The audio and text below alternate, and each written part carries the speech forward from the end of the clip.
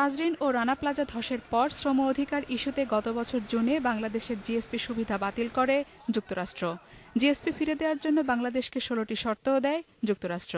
বাংলাদেশ সেসব শর্তের অগ্রগতির কথাও জানায়।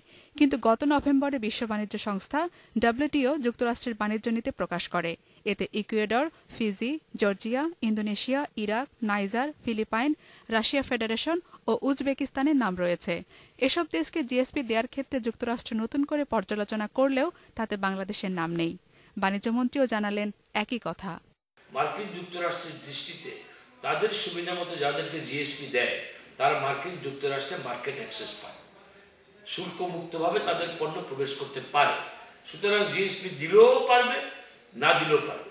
সুতরাং আমার সাথে যতটুকু যোগাযোগ হয়েছে তাতে মনে হয় যে আপাতত খুব তাড়াতাড়ি এই জিএসপি আবার রিনিউ করার সম্ভাবনা কম। বাংলাদেশকে জিএসপির পরিবর্তে যুক্তরাষ্ট্র অন্য কোনো বাণিজ্যিক সুবিধাও দিচ্ছে না বলে জানিয়েছেন বাণিজ্যমন্ত্রী।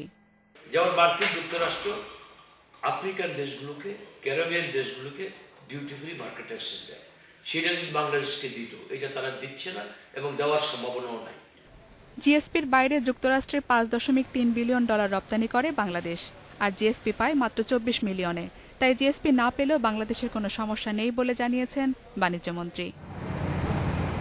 জিমি আমির, ইন্ডিপেন্ডেন্ট নিউজ, ঢাকা।